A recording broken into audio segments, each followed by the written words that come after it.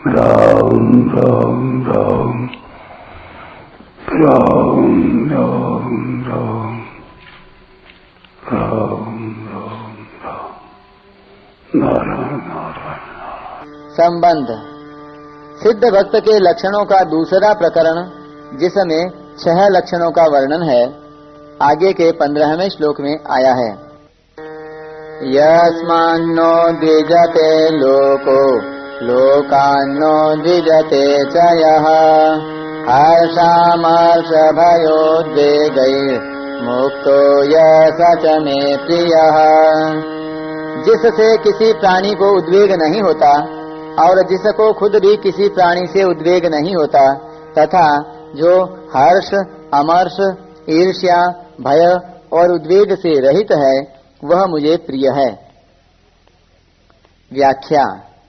यस्मान्नो द्विजते लोकः, भक्त सर्वत्र और सब में अपने परम प्रिय प्रभु को ही देखता है, अतः उसकी दृष्टि में मन, वाणी और शरीर से होने वाली संपूर्ण क्रियाएं एकमात्र भगवान की प्रसन्नता के लिए ही होती हैं। ऐसी अवस्था में भक्त किसी भी प्राणी को उद्वेग कैसे पहुंचा सकता है? फिर भी भक्तों के चरित्र में यह देखने में आता है कि उनकी महिमा, आदर सत्कार तथा कहीं कहीं उनकी क्रिया, यहाँ तक कि उनकी सौम्य आकृति मात्र से भी कुछ लोग ईर्ष्यावश उद्विग्न हो जाते हैं और भक्तों से अकारण द्वेष और विरोध करने लगते हैं।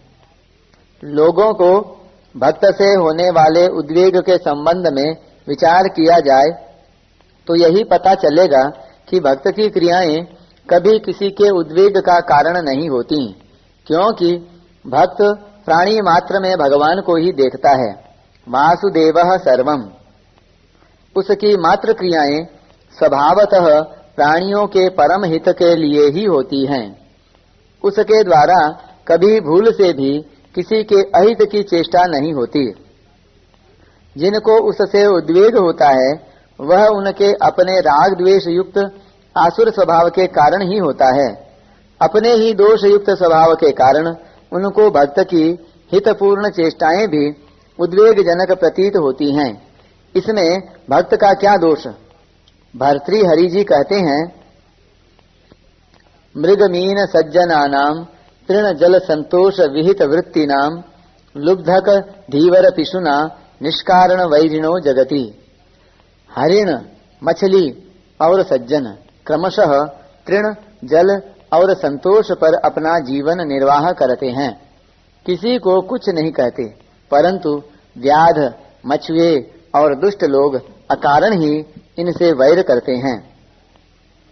वास्तव में भक्तों द्वारा दूसरे मनुष्यों के उद्विग्न होने का प्रश्न ही पैदा नहीं होता। प्रत्युत भक्तों के चरित्र में ऐसे प्रसंग देखने में आते हैं कि उनसे द्वेष रखने वाले लोग भी उनके चिंतन और संग, दर्शन, स्पर्श, वार्तालाप के प्रभाव से अपना आसुर स्वभाव छोड़कर भक्त हो गए। ऐसा होने में भक्तों का उदारतापूर्ण स्वभाव ही हेतु है। उमा संत कई इहई बड़ाई, मंद करत जो करई भलाई। परंतु भक्तों से द्वेष करने वाले सभी लोगों को लाभ ही होता हो, ऐसा नियम भी नहीं है। अगर ऐसा मान लिया जाए कि भक्त से किसी को उद्वेग होता ही नहीं, अथवा दूसरे लोग भक्त के विरुद्ध कोई चेष्टा करते ही नहीं, या भक्त के शत्रु मित्र होते ही नहीं, तो फिर भक्त के लिए शत्रु मित्र, मान अपमान, निंदा स्तुति आदि में सम होने की बात नहीं कही जाती, जो आगे 18वें 19वें श्लोकों में कही गई है। तात्पर्य यह है कि लोगों को अपने आसुर स्वभाव के कारण भक्त की हितकर क्रियाओं से भी उद्वेग हो सकता है और वे बदले की भावना से भक्त के विरुद्ध चेष्टा कर सकते हैं तथा अपने को उस भक्त का शत्रु मान सकते हैं। परंतु भक्त की दृष्टि में न तो कोई शत्रु होता है और न किसी को उद्विग्न करने का उसका भाव ही होता है। लोकान नो द्विजते च यः। पहले भगवान ने बताया कि भक्त से किसी प्राणी को उद्वेग नहीं होता, और अब उपर्युक्त पदों से यह बताते हैं कि भक्त को खुद भी किसी प्राणी से उद्वेग नहीं होता। इसके दो कारण हैं। भक्त के शरीर, मन, इंद्रियां, सिद्धांत आदि के विरुद्ध भी अनिच्छा या परेच्छा से क्रियाएं और घटनाएं हो सकती हैं, परंतु वास्तविकता का बोध होने तथा भगवान में अत्यंत प्रेम होने के कारण भक्त भगवत प्रेम में इतना निमग्न रहता है कि उसको सर्वत्र और सब में भगवान के ही दर्शन होते हैं। इसलिए प्राणी मात्र की क्रियाओं में, चाहे उनमें कुछ उसके प्रतिकूल ही क्यों न हो, उसको भगवान की ही लीला दिखाई देती है। अतः उसको किसी भी क्रिया से कभी उद्वेग नहीं होता। मनुष्य को दूसरों से उद्वेग तभी होता है जब उसकी कामना, मान्यता, साधना, धारणा आदि का विरोध होता है। भक्त सर्वथा पूर्ण काम होता है, इसलिए दूसरों से उद्विग्न होने का कोई कारण ही नहीं रहता। हर्षामर्ष भयोद्वेगैर मुक्तो यह सच में प्रियः। यहाँ हर्ष से मुक्त होने का तात्पर्य यह है कि सिद्ध भक्त सब प्रकार के हर्ष आदि विकारों से सर्वथा रहित होता है। पर इसका आशय यह नहीं है कि सिद्ध भक्त सर्वथा हर्ष रहित प्रसन्नता शून्य होता है। प्रत्युत उसकी प्रसन्नता तो नित्य, एक रस, विलक्षण और अलौकिक होती है। हाँ, उसकी प्रसन्नता सांसारिक पदार्थों के संयोग वियोग से उत्पन्न क्षणिक, नाशवान तथा घटने बढ़ने वाली नहीं होती। सर्वत्र भगवत बुद्धि रहने से एकमात्र अपने इष्ट देव भगवान को और उनकी लीलाओं को देख देख कर वह सदा ही प्रसन्न रहता है। किसी के उत्कर्ष को, उन्नति को सहन न करना अमर्ष कहलाता है। दूसरे लोगों को अपने समान या अपने से अधिक सुख सुविधा, धन, विद्या, महिमा, आदर सत्कार आदि प्राप्त हुआ देखकर साधारण मनुष्य के अंतःकरण में उनके प्रति ईर्ष्या होने लगती है, क्योंकि उसको दूसरों का उत्कर्ष सहन नहीं होता। कई बार कुछ साधकों के अंतःकरण में भी दूसरे साधकों की आध्यात्मिक उन्नति और प्रसन्नता देखकर अथवा सुनकर किंचित ईर्ष्या का भाव पैदा हो जाता है। पर भक्त इस विकार से सर्वथा रहित होता है, क्योंकि उसकी दृष्टि में अपने प्रिय प्रभु के सिवाय अन्य किसी की स्वतंत्र सत्ता रहती ही नहीं। फिर वह किसके प्रति अमर्ष करे और क्यों करे? अगर साधक के हृदय में दूसरों की आध्यात्मिक उन्नति देखकर ऐसा भाव पैदा होता है कि मेरी भी ऐसी ही आध्यात्मिक उन्नति हो, तो यह भाव उसके साधन में सहायक होता है। परंतु अगर साधक के हृदय में ऐसा भाव पैदा हो जाए कि इसकी उन्नति क्यों हो गई, तो ऐसे दुर्भाव के कारण उसके हृदय में अमर्ष का भाव पैदा हो जाएगा, जो उसे पतन की ओर ले जाने वाला होगा। इष्ट के वियोग और अनिष्ट के संयोग की आशंका से होने वाले विकार को भय कहते हैं। भय दो कारणों से होता है। बाहरी कारणों से, जैसे सिंह, सांप, चोर, डाकू आदि से अनिष्ट होने अथवा किसी प्रकार की सांसारिक हानि पहुंचने की आशंका से होने वाला भय, और भीतरी कारणों से, जैसे चोरी, झूठ, कपट, व्यभिचार आदि शास्त्र विरुद्ध भावों तथा आचरणों से होने वाला भय। सबसे बड़ा भय मौत का होता है। विवेकशील कहे जाने वाले पुरुषों को भी प्रायः मौत का भय बना रहता है। पातंजल योग दर्शन में आया है, स्वरसवाही विदुषोपि तथा रूढ़ो भी निवेशः।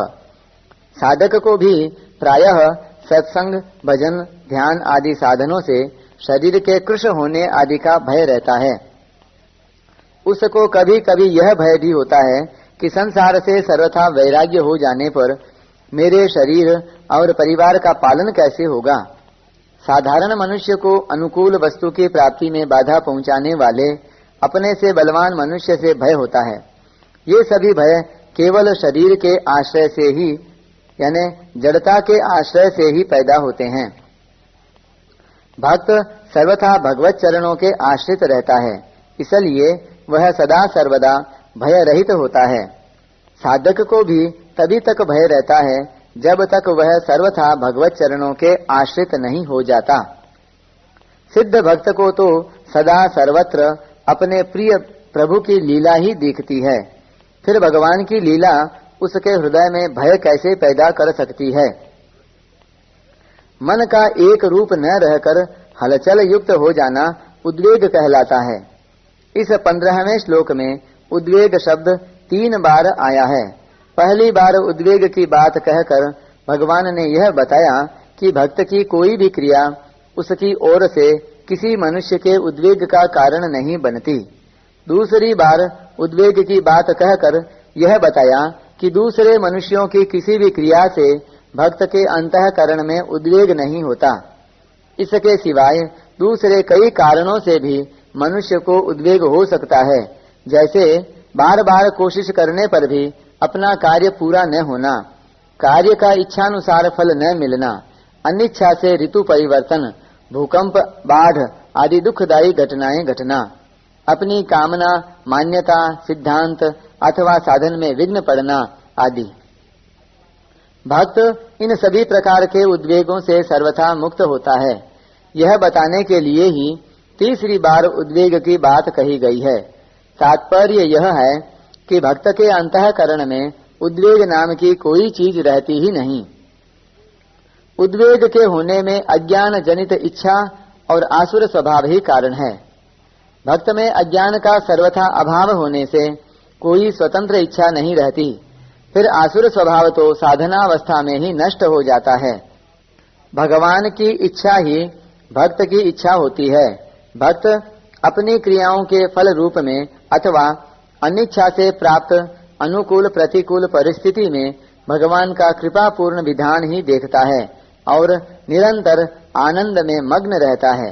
अतः भक्त में उद्वेग का सर्वथा अभाव होता है। मुक्तः पद का अर्थ है विकारों से सर्वथा छूटा हुआ।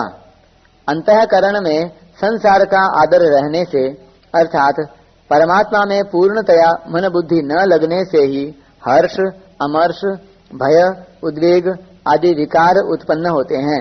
परंतु भक्त की दृष्टि में एक भगवान के सिवाय अन्य किसी की स्वतंत्र सत्ता और महत्ता न रहने से उसमें ये विकार उत्पन्न ही नहीं होते।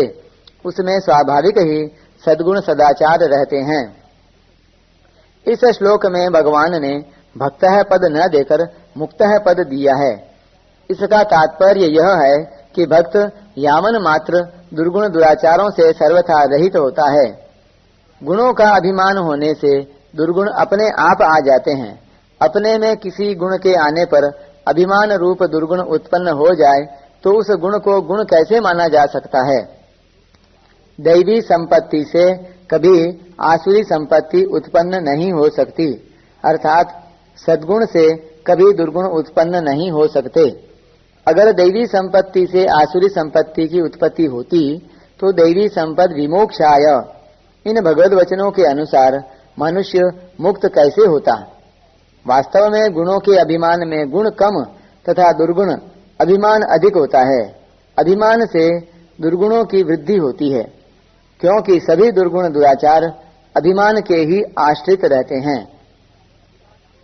भक्त को तो प्रायः इस बात की जानकारी ही नहीं होती कि मेरे में कोई गुण है। अगर उसको अपने में कभी कोई गुण दिखता भी है तो वह उसको भगवान का ही मानता है, अपना नहीं। इस प्रकार गुणों का अभिमान न होने के कारण भक्त सभी दुर्गुण दुराचारों विकारों से मुक्त होता है। भक्त को भगवान प्रिय होते हैं, इसलिए भगवान को भी भक्त प्रिय होते हैं। परिशिष्ट भाव दूसरे को सत्ता देने से ही उद्वेग, ईर्ष्या, भय आदि होते हैं। भक्त की दृष्टि में एक भगवान के सिवाय दूसरी कोई सत्ता है ही नहीं। फिर वह किस से उद्वेग, ईर्ष्या, भय आदि करे और क्यों करे। निज प्रभु मय देखहि जगत, कहीं सन करहि विरोध।